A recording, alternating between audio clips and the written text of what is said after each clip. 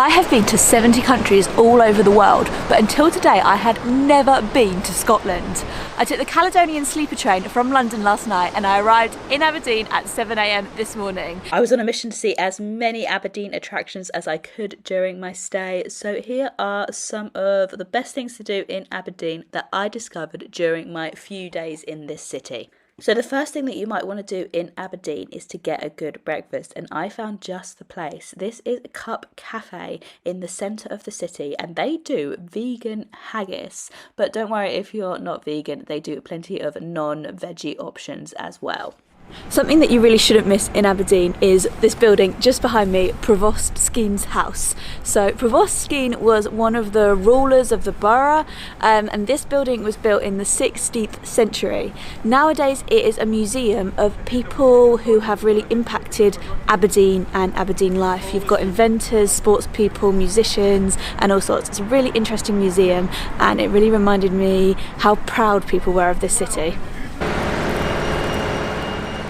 Another museum that you should definitely check out is the Aberdeen Maritime Museum. This museum was excellent and I couldn't believe it was completely free to walk around and explore. It focuses on Aberdeen's fishing heritage and also its North Sea mining, and it's just such a fascinating museum with so many different exhibits, and I learnt so much about the city here.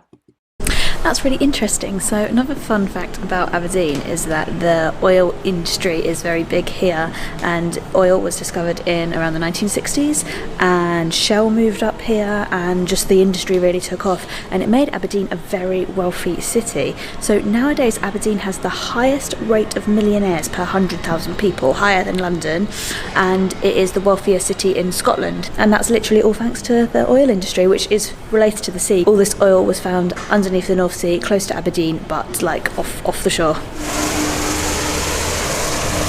Ammy is another one of Aberdeen's top landmarks and I love the architecture of this one. This is Maritime College, and while nowadays it is part of Aberdeen University, it used to be its own university when it was first built in the 16th century. But in the 19th century they joined forces, so nowadays there is only one Aberdeen University. I've made it to Castle Gate, which is one of the main squares of Aberdeen, and just behind me is the Mercat Cross. This dates back to 1686 and it has loads of engravings of Scottish monarchs. As you may have guessed by the name, this actually used to be where the Aberdeen Castle once stood, but nowadays none of it remains, unfortunately. Another one of the best things to do in Aberdeen is to just take in all of the granite architecture. It is not called the Granite City for nothing, and there is nowhere better to do that than at Castle Gate. Literally all of the buildings surrounding me are made of, including the Salvation Church, the Wetherspoons and loads of other buildings as well. Another one of the best things to do in Aberdeen is to come to the beach. Now I'm here in February so I'm not sunbathing or swimming, but this beach is a 15-minute walk from Aberdeen city centre and it's a lovely sandy beach. It's not huge, but there's definitely enough sand to stretch out on and enjoy the summer. Also probably not something you'd be doing in the winter months, but this is Cadona's right here, which is a fun fair, and if you're visiting in the summer and if you're visiting with kids, I imagine this would be something to check out.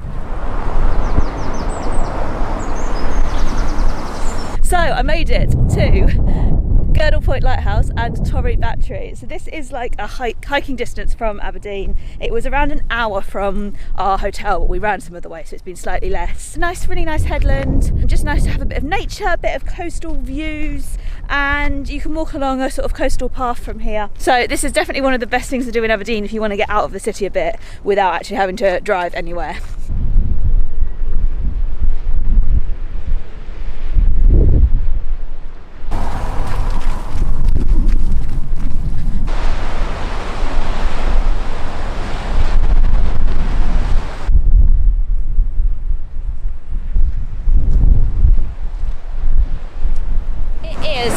Later, I've been to Shetland and I'm back, and I'm spending another couple of days in Aberdeen just making sure I've checked off everything that I want to do here. So we are actually going on a walking tour later on today, but I just took a bus up to the old Aberdeen area because there were a few things that I wanted to see here, and then I'm going to run back.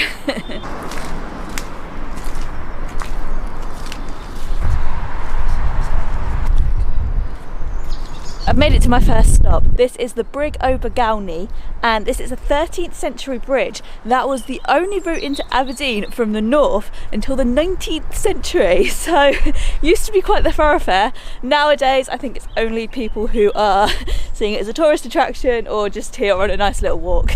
I'm now in Seaton Park Wetland, and I only discovered this by chance because I'm walking towards this cathedral.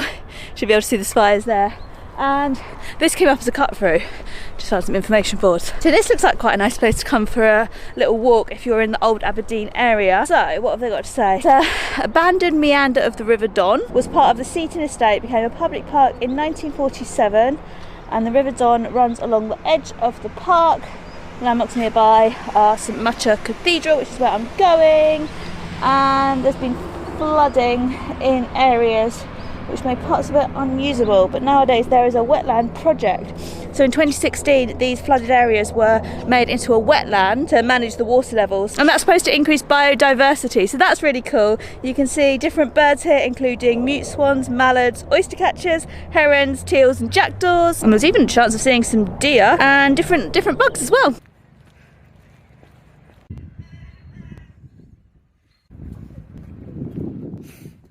My next stop is King's College Chapel. This is a late 15th century chapel that is part of the University of Aberdeen. And honestly, I feel like I've just stepped into Hogwarts. This place is stunning. This was definitely a highlight of Aberdeen for me, and I know Edinburgh gets a real reputation for being the Harry Potter city, but honestly, I felt like I was walking around Hogwarts campus when I was here. I also went to the Cruikshanks Botanical Gardens, which were okay. It was winter, so the plants weren't amazing, but they were good to check out, and just had a little walk around the old Aberdeen as well. I love all the cobblestone streets here. We went on a walking tour that day. I'll put some information about that in the description. And the last thing that I recommend doing in Aberdeen is to take a day trip to Stonehaven. Stonehaven is just 20 minutes away by train, and the town is very pretty, nice harbour, but you can walk on the cliffs to get to Dunnottar Castle, and this is a spectacular walk along the Scottish coast path. It's not too long, it only takes about 45 minutes, and if you don't want to walk back, you can take a bus as well.